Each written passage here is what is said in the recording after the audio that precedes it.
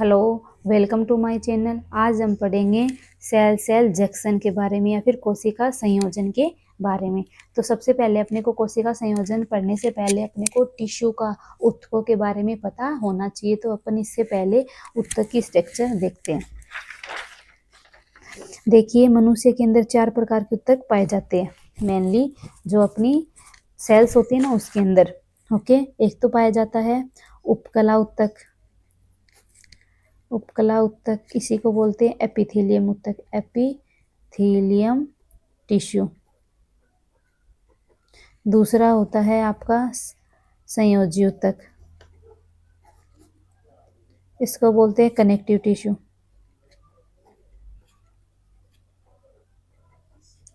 तीसरा होता है आपका नर्वस टिश्यू, तंत्रिका ऊतक।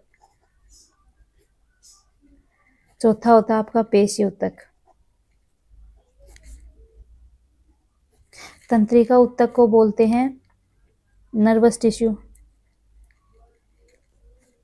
इसको बोलते हैं मस्कुलर टिश्यू।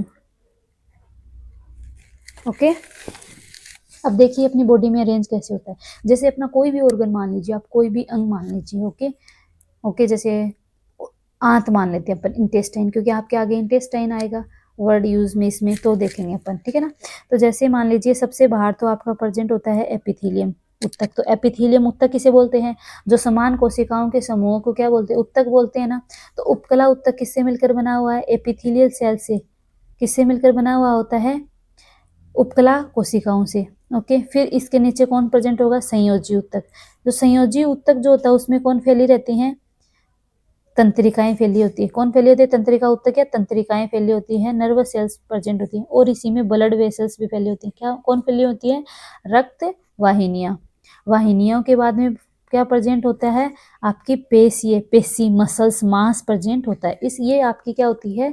संरचना होती है हर एक ऑर्गन में ऊतक की। ओके, तो अपने को देखना है कोशिका संयोजन। अब ये जो कोशिका प्रेजेंट होती है ना, अब देखिए कोशिका अरेंज कैसी होती है, क्योंकि कोशिका मिलकर तो उत्तर बनाती है ऊतक। 2 कोशिका, 3 कोशिका, 4 कोशिका, 5 कोशिका।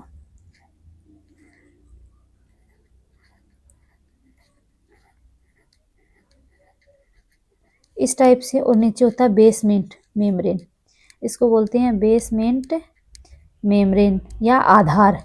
आधार का मतलब क्या होता है? किसी भी चीज को किसी के साथ अटैच होने के लिए आधार तो चाहिए, बेस तो चाहिए। ऐसे तो हवा में तो रहेंगी नहीं वो। तो जो सेल्स होती हैं वो किसके ऊपर अटैच होती हैं? बेसमेंट मेम्ब्रेन पर उपस्थित होती हैं। किस पे उपस्थित होती हैं? बेसमेंट मेम्ब्रेन पर उपस्थित होती हैं। अब देखिए अपन ने सेल को अरेंज कर दिया, इस टाइप से अरेंज कर दिया। मान लीजिए अपन ने की है उपकला ऊतक की कोशिकाओं को अरेंज किया है। अब ये 1 सेल, 2 सेल, 3 सेल, 4 सेल, बहुत सारी सेल हो गई। तो अब इसको अपन ऊतक बोल सकते हैं, क्या उपकला ऊतक बोल सकते हैं। ओके, अब देखिए ये सेल आपस में किसके द्वारा अटैच होती हैं? ऐसे देखो बीच में सरफेस जगह भी तो है ना, ठीक है ना। इनमें के बीच में क्या पाई जाती है? जगह पाई जाती है। देखिए इस टाइप से। तो ये जो सेल्स है ये आपस में किसके साथ जुड़ी होती हैं? इन संयोजनों के द्वारा। संयोजन का मतलब होता है जोड़ना। तो ये जो कोशिका संयोजन, आपस में कोशिका किसके द्वारा जुड़ी होती है? संयोजनों के द्वारा जुड़ी होती है, जिनको क्या बोलते हैं? Cell cell junction. एक कोशिका को दूसरी कोशिका के साथ जोड़ना क्या कहलाता है? सेल सेल जंक्शन कहलाता है। आया इतना समझ में? अब यहाँ पे जो बीच में जो जगह बची हुई है ना सेल्स के बीच में, देखो ये जगह, यहाँ पे क्या प्रेजेंट होता है? द्रव्य प्रेजेंट होता है। इसको बोलते हैं इंट्रा सेल्यूलर, एक्स्ट्रा सेल्यूलर बोलेंगे इसको, extra cellular, extra cellular matrix. Okay, बाह्य, ये तो बाहर प्रेजेंट है सेल की। अब सेल के अंदर भी तो द्रव्य प्रेजेंट होता है, उसको बोलेंगे इंट्रा सेल्यूलर। तो इतना समझ में आया नहीं आया? अब अपन आगे देखेंगे कि ये जो सेल है इन ये आपस में अटैच है किसके द्वारा? संयोजन के द्वारा। और ये संयोजन के बारे में अपने को अब पढ़ना है। ओके, देखिए एपिथेलियल कोशिकाएं, एंडोथेलियल कोशिकाएं तथा हृदय की कार्डियक पेशी। हृदय किससे मिलकर बना हुआ? कार्डियक पेशी पाई जाती है। हृदय की मसल्स को क्या बोलेंगे? कार्डियक। हृदय को क्या बोलेंगे? कार्डियक। ओके, कार्डियक पेशी कोशिकाएं विशेष प्रकार के संयोजकों द्वारा जुड़ी रहती हैं। अभी बताया मैंने आपको कि जो सेल्स होती हैं वो संयोजकों द्वारा जुड़ी रहती हैं आपस में। ओके, द्वारा जुड़ी रहती है। इन एडेसिव जंक्शन को कोशिका संयोजन कहते हैं। जिन जंक्शनों के द्वारा जैसे कार्डियक है, हृदय की पेशी जुड़ी होती है, उनको क्या बोलेंगे? एडेसिव जंक्शन, आसंजक संयोजन। जंक्शन मतलब संयोजन, ओके। आसंजक का मतलब ये कि कार्डियक पेशी की सेल्स हैं जो आपस में जुड़ी हैं, एपिथेलियल कोशिकाएं, वो आपस में किसके द्वारा जुड़ी होती है? आसंजक जंक्शन के द्वारा। देखिए आपस में इस टाइप से अटैच होती है, वरना तो ये इधर उधर डुल सकती है ना, इधर उधर खिसक सकती है, नहीं खिसक सकती है ना। तो खिसकती क्यों नहीं है? क्योंकि जो एडेसिव जो जंक्शन होता है या फिर आसंजक जो संयोजन होता है, वो इनको एक जगह पे स्टेबल करके रखता है कि ये इधर से इधर मूव ना करे, इधर से इधर मूव ना कर सके, ओके। तो इसमें हेल्प कौन करता है? आसंजक जंक्शन। नेक्स्ट है, ये निकटवर्ती सेल्स को तथा कोशिकाओं को बाह्य कोशिकीय मैट्रिक्स से जोड़ने वाली संरचनाएं हैं। ये जो है ये किससे जोड़ती है? बाह्य कोशिकीय मैट्रिक्स। बाह्य कोशिकीय मैट्रिक्स मतलब जो कोशिका के बाहर जो द्रव्य प्रेजेंट होता है, इससे कौन जोड़ता है? ये संयोजन ही जोड़ते हैं। यहाँ पे जो द्रव्य प्रेजेंट होता है इनके बीच में, ओके। नेक्स्ट अब अपन देखेंगे सेल सेल जंक्शन का महत्व। बहुकोशिकीय जीव मुख्यतः कशेरुकी प्राणियों में विशेष ऊतकों की कोशिकाओं के बीच सेल जंक्शन पाए जाते हैं। जो कशेरुकी होते हैं, मेमल्स होते हैं, उनके बीच में क्या पाए जाते हैं? कोडेट्स होते हैं, उनके बीच में क्या पाए जाते हैं? सेल सेल जंक्शन प्रेजेंट होते हैं। सेल सेल जंक्शन आपस में बात करने के लिए भी काम में आते हैं। वो अपन आगे पढ़ेंगे जब आपका टॉपिक आएगा सेल कम्युनिकेशन के अंदर। नेक्स्ट देखेंगे कोशिका आसंजन प्रोटीन अणुओं के साथ जुड़कर सेल जंक्शन निकटवर्ती कोशिकाओं एंड मैट्रिक्स एवं कोशिकाओं के बीच सुदृढ़ पकड़ बनाते हैं। अभी मैंने बताया कि ये जो सेल्स होती हैं एक दूसरे से खिसके नहीं, एक जगह पे ही प्रेजेंट रहेंगी। किसके द्वारा? एडेसिव जंक्शन के द्वारा, ओके, आसंजन प्रोटीन के द्वारा। ये जो जंक्शन जो बताए मैंने, किसके बने हुए हैं? प्रोटीन के, इसीलिए यहाँ पे क्या नाम आया है? आसंजन प्रोटीन, ओके।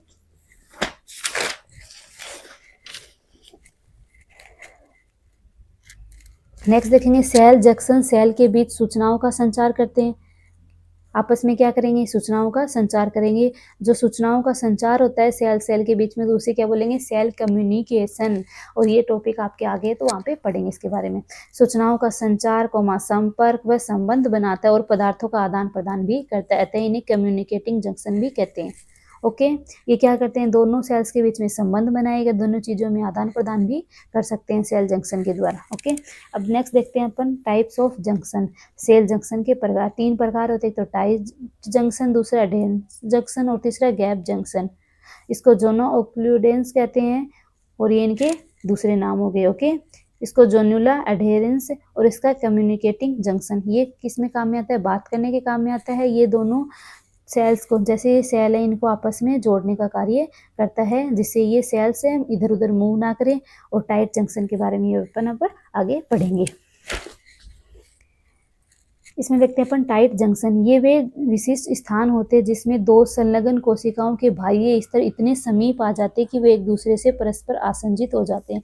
जैसे ये सेल है और ये दूसरी सेल, इतने टाइट, इनके बीच में कोई जगह नहीं है ना बीच में, इतने टाइटली कंपैक्ट हो जाते हैं इस टाइप से, तो इसके बीच में कोई भी जगह नहीं है कि वे एक दूसरे से परस्पर आसंजित हो जाते हैं और इनके मध्य का अंतर कोशिकीय अवकाश स्थान लगभग समाप्त हो जाता है। देखिए मैं आपको डायग्राम बना के दिखाती हूँ। इसमें ऐसे सेल प्रेजेंट है इस टाइप से, ओके। इनके बीच में यहाँ पे क्या प्रेजेंट है? जंक्शन प्रेजेंट है, यहाँ पे जंक्शन प्रेजेंट है, ओके। ये जंक्शन प्रेजेंट है, वरना तो यहाँ पे क्या पाया जाता है? कोशिका द्रव्य, सॉरी बाहर मैट्रिक्स द्रव्य प्रेजेंट होता है नहीं होता? होता है ना। यहाँ पे दूसरी सेल, तीसरी सेल, चौथी सेल, पांचवी सेल, छठी सेल यहाँ पे प्रेजेंट है। तो ये जो टाइट जंक्शन है, ये दोनों सेल को इतना टाइटली कंपैक्ट करके रखते हैं, इतना टाइटली बंधे हुए रहते हैं दोनों सेल्स को, क्योंकि इनके बीच में जो इंट्रासेल्युलर स्पेस था वो भी नहीं रहेगा। क्योंकि यहाँ पे देखो द्रव्य प्रेजेंट बताया था मैंने, यहाँ पे देखो द्रव्य प्रेजेंट है। अब ये जो टाइट जंक्शन है आपका इतना कंपैक्टली पैक्ड होगा कि देखिए इनके अंदर क्या नहीं पाया जा सकता है? अब ये खाली जगह नहीं पाया जाता है, ये मैट्रिक्स नहीं पाई जा सकती, इसमें जो द्रव्य था वो प्रेजेंट नहीं होगा। के मध्य अंतर कोशिकीय अवकाश स्थान को लगभग समाप्त हो जाता है। तो ये काम क्या करता है, ये देख लेती है। चलो, दोनों सेल की मेम्ब्रेन की यथास्थिति बनाए रखते हैं। दोनों कोशिका उसकी जो सेल मेम्ब्रेन है वो एक जगह पे ही प्रेजेंट रहे, क्योंकि अपनी सेल मेम्ब्रेन किसकी बनी होती है, लिपिड की बनी हुई होती है ना। तो सेल के बाहर क्या पाई जा रही है, यहाँ पे चारों तरफ सेल मेम्ब्रेन ही तो पाई जा रही है, यहाँ पे भी सेल मेम्ब्रेन। तो ये सेल मेम्ब्रेन आपस में खिसके नहीं, क्योंकि अपनी सेल मेम्ब्रेन प्रेजेंट होती है लिपिड की। किसकी बनी होती है, लिपिड की। लिपिड कैसा होता है, तेल होता है। लिपिड को तेल बोल सकते हैं अपन, तेल की फॉर्म में प्रेजेंट होते हैं। एक तो घी होता है, घी तो आपस में जम जाता है, बट जो अपनी जो मनुष्य की जो लिपिड होती है वो तेल के जैसी होती है। तो ये अणु इधर उधर खिसकते रहते हैं, तो इसको खिसकने कौन नहीं देगा, टाइट जंक्शन। ओके। और जो कोल्ड ब्लेडेड एनिमल होते हैं, कैसे एनिमल होते हैं, कोल्ड ब्लेडेड, जैसे छिपकली, वो अपने को सर्दियों में दिखाई नहीं देती। जैसे मेंढक है, मेंढक भी नहीं दिखाई देती, वो कहाँ चले जाते हैं, कचरे वगैरह में दब जाते हैं, मिट्टी में प्रेजेंट रहते हैं। और छिपकली किसी फोटो फ्रेम के पीछे या बोरी के पीछे, अलमीरा के पीछे ऐसे दिखाई देती है, अपने को ऐसे घूमती हुई दिखाई नहीं देती है सर्दियों में। क्यों नहीं दिखाई देती, क्योंकि उनकी जो सेल मेम्ब्रेन होती है वो किसकी बनी होती है, लिपिड की तो रहती है, बट वो कौन सी फॉर्म में होती है, घी फॉर्म में, घी के जैसी। तो वो क्या करेगी, जब ये एनवायरनमेंट में कोल्ड में सर्दियों में बाहर निकलेगी तो ये आपस में क्या हो जाएगी, जम जाएगी। और जम जाएगी तो इससे क्या हो जाएगा, उनकी डेथ हो सकती है, छिपकली वगैरह की। ओके। इसीलिए अपनी किसकी कैसी फॉर्म में होती है, तेल ये फॉर्म में होती है। तो तेल के अणु तो क्या होते हैं, इधर उधर खिसकते रहेंगे ना। तेल तो क्या होता है, लिक्विड होता है ना। ओके। तो इसको आपस में अटैच रखने का कार्य किसका है, दोनों कोशिकाओं की झिल्ली को अटैच करने का कार्य किसका है, टाइट जंक्शन का। नेक्स्ट है प्रोटीन एंड लिपिड का पार्श्व गमन रोकते हैं, पाचक एंजाइम को ब्लड में विसरण को रोकते हैं, और है आंतर कोशिकीय वातावरण को बनाए रखते हैं। अब ये देखिए, ये इंपॉर्टेंट है, पाचक एंजाइमों का ब्लड में विसरण को रोकना। मैंने क्या बताया, आप ये अपना स्टोमक होता है, इस टाइप से होता है स्टोमक। स्टोमक की सबसे भारी लेयर किसकी बनी होगी, एपिथेलियल कोशिकाओं की। यही होता है, यही बताया मैंने। सबसे बाहर उपकला ऊतक होता है, एपिथेलियल सेल होती है, फिर होते हैं संयोजी ऊतक। संयोजी ऊतक में तंत्रिका ब्लड वेसल्स पैर होते हैं, फिर पेशी ऊतक। तो यहाँ पे सबसे बाहर इसकी दीवार में जो है कौन सी सेल पाई जाएगी, आमाशय की दीवार में उपकला कोशिकाएं। ये कोशिकाओं में क्या प्रेजेंट होता है, गोबलेट कोशिकाएं, जो म्यूकस का स्रावन करती है। किसका स्रावन करती है, म्यूकस का। और इन्हीं में कुछ सेल ऐसी होती है जो किसका निर्माण करती हैं, HCl का। हाइड्रोक्लोरिक अम्ल बनता है आमाशय में, वो उसका स्रावन करेंगे या नहीं करेंगे, करती हैं, जिससे तो भोजन का पाचन होता है। जब HCl का पाचन कर दिया, अगर ये सेल जो उपकला कोशिकाएं आपस में इन जंक्शनों के द्वारा नहीं जुड़ेंगी, किसके द्वारा, टाइट जंक्शनों के द्वारा नहीं जुड़ेंगी, तो इनके अंदर जो इन्होंने क्या बनाया है, सबसे पहले HCl बनाया, HCl प्रेजेंट। ये HCl क्या करेगा, इन सेल्स के बीच में जो जगह है, इंटरसेल्युलर स्पेस है, उसके थ्रू कहाँ चला जाएगा, अंदर आ जाएगा। तो अंदर कौन सी सरफेस में आएगा, संयोजी ऊतक में, कनेक्टिव टिश्यू में आ जाएगा। और कनेक्टिव टिश्यू में कौन प्रेजेंट होती है, ब्लड कैपिलरीज, रक्त वाहिनियां होती है। इन रक्त वाहिनियों में क्या चला जाएगा, HCl चला जाएगा, अम्ल चला जाएगा, और ये ब्लड में फैल के पूरी बॉडी में फैल जाएगा, जो क्या करेगा, हमारे लिए हार्मफुल होता है। HCl होता है, नहीं होता है, HCl हार्मफुल होता है ना। तो आमाशय की दीवार में कौन सा जंक्शन पाया जाता है, टाइट जंक्शन प्रेजेंट होता है सेल के बीच में। क्यों, क्योंकि ये जो आमाशय है इस टाइप से स्ट्रक्चर होती है। यहाँ पे सबसे बाहर अपन क्या मानेंगे, इसकी बाहरी दीवार को एपिथेलियम की बनी होती है, और इन एपिथेलियम सेल्स के बीच में क्या प्रेजेंट होते हैं भाई, क्या प्रेजेंट है यहाँ पे, टाइट जंक्शन प्रेजेंट है, जिससे जो HCl बना है वो इसके अंदर ना जा पाए। ओके, आया समझ में। तो टाइट जंक्शन एक पाया जाता है यूरिनरी ब्लैडर में। अपना यूरिनरी ब्लैडर होता है मूत्राशय, उसके अंदर भी एपिथेलियल सेल प्रेजेंट होंगे सबसे बाहर। तो यही बात है ना, यही प्रेजेंट होंगी। उसके बाहर बाद में कौन होगा, संयोजी ऊतक, कनेक्टिव टिश्यू की लेयर प्रेजेंट होगी। कनेक्टिव टिश्यू में क्या होते हैं, ब्लड सेल, फिर होती है मसल्स, मांसपेशियां।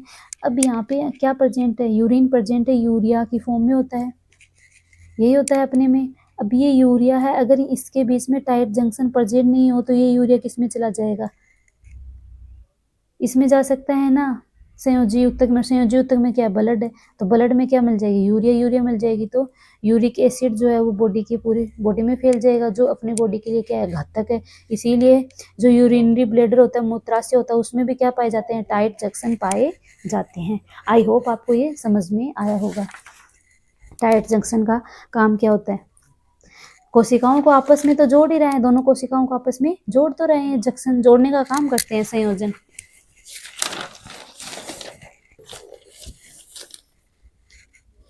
नेक्स्ट देखेंगे अपन एडहेशन जंक्शन, इनको बोलते हैं आसंजन आसंजक संयोजन।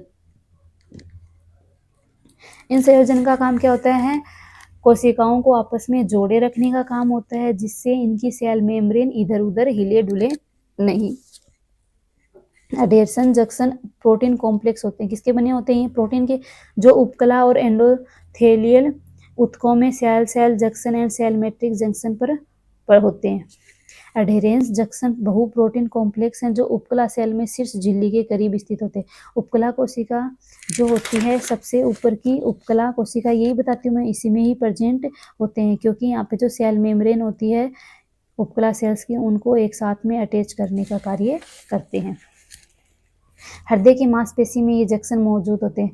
हृदय की मसल्स में कौन से जंक्शन प्रेजेंट होते हैं भाई, एडहेशन जंक्शन प्रेजेंट होते हैं।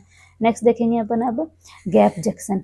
गैप मतलब बीच में जगह होना, सेल्स के बीच में क्या पाया जाएगा, गैप पाया जाएगा। गैप जंक्शन में दोनों सेल्स की प्लाज्मा मेम्ब्रेन के बीच लगभग 2 से 4 नैनोमीटर का अंतरकोशिकीय स्थान होता है। जैसे ये सेल हो गई 2 से 4 नैनोमीटर इस टाइप से, और इनके बीच में क्या पाई जाएंगी, अब नलिकाएं पाई जाएंगी। क्या पाई जाएंगी, नलिकाएं पाई जाएंगी, क्योंकि गैप हो गया तो दोनों आपस में कैसे जुड़ी रही होंगी, गैप जंक्शन के द्वारा। किसके द्वारा जुड़ी हुई, गैप जंक्शन के द्वारा जोड़ने के लिए दोनों के लिए। तो ये क्या संरचना होती है, एक नली जैसी संरचना होती है, जिससे ये पदार्थों का आदान प्रदान भी कर सकती है। जैसे कुछ आयन हो गए, जैसे इसको सोडियम आयन भेजना है, इसको तो भेज सकती है आराम से। ओके, इस स्थान में छोटे महीन नलिकाएं चैनल रूपी रचनाएं पाई जाती हैं, जो दोनों कोशिकाओं के मध्य अणुओं के स्थानांतरण में सहायक होती हैं। ये जो चैनल रूपी रचनाएं इन नलिकाओं को बोलते हैं, जो क्या करेंगी, आयनों के ट्रांसफर का कार्य करती हैं। फिर अपन नेक्स्ट देखेंगे गैप जंक्शन की एकल इकाई क्या कहलाती है, केनिक्सोन कहलाती है। यह सिलेंडर के रूप में होती है। यह 12 प्रोटीन एककों की बनी होती है। अब देखिए यहाँ पे सिलेंडर के रूप का मतलब क्या है, यहाँ पे ये जो इस टाइप से जो मैंने बताया है, ये ऐसे होती है ना। अब ये जो ऐसी होती है, इसके अंदर भी क्या पाई जाती है, इस टाइप से संरचना पाई जाती है। इस एक संरचना को क्या बोलेंगे, कनिक्सोन बोलेंगे। ओके, और ये सिलेंडर के रूप में होती है, सिलेंडर जैसी संरचना, सिलेंड्रिकली तो ये संरचना। नेक्स्ट है इसका वर्क क्या, गैप जंक्शन का। कुछ न्यूरॉन्स के बीच साइनेप्सों में तथा कार्डियक पेशियों में इन जंक्शन द्वारा विद्युत संकेतों का संचार होता है। विद्युत संकेतों का संचार किस में होता है, न्यूरॉन्स में होता है, क्योंकि एक न्यूरॉन से दूसरे न्यूरॉन में क्या भेजने होते हैं, संकेत भेजने होते हैं। तो वो किसके द्वारा होता है, इन गैप जंक्शन के द्वारा। गैप जंक्शन द्वारा निकटवर्ती कोशिकाओं में आयन एंड सूक्ष्म अणुओं का आदान प्रदान हो रहता है। तो ये भी मैंने बताया, एक से दूसरे में भेजने के लिए, एक सेल से दूसरी सेल में आयन इन चैनल के द्वारा आराम से इस नलिका के द्वारा भेज सकते हैं। नेक्स्ट है, इनसे न्यूक्लियोटाइड, शर्करा, विटामिन आदि अनेक उपापचय उत्पाद एक कोशिका से दूसरी कोशिका में पहुंचाते हैं और सेल वृद्धि में हेल्प करते हैं। तो यहाँ पे अपना गैप जंक्शन कंप्लीट होता है। अब अपन इस टॉपिक जो इसका कार्य है, इसको एक बार और देख लेते हैं थोड़ा सा, फंक्शन को, फर्स्ट फंक्शन को, कि ये क्या काम करता है, विद्युतीय संकेतों का संचार करता है। अब विद्युतीय संकेतों का संचार का मतलब ये है, ये न्यूरॉन कोशिका बना दी अपन, ऐसी होती है न्यूरॉन कोशिका। ये डेंड्राइट्स होते हैं, ये न्यूक्लियस हो गया, ये एक्सोन हो गया, और यहाँ पे पाए जाते हैं सिनेप्टिक बल्ब, साइनेप्स। ओके, अब दूसरी तंत्रिका है यहाँ पे। ओके, इनके बीच में क्या प्रेजेंट होते हैं, ऐसे मान लीजिए गैप जंक्शन पाए जाते हैं। ये गैप जंक्शन क्या करेंगे, इनसे सूचनाओं को पहुंचाएंगे। तो विद्युतीय संकेत का मतलब यहाँ पे यही है, विद्युतीय संकेत। ओके, एक न्यूरॉन कोशिका से दूसरी न्यूरॉन कोशिका में ट्रांसफर करना संकेतों का, उसे क्या बोलेंगे, विद्युतीय संकेत। Okay, thank you.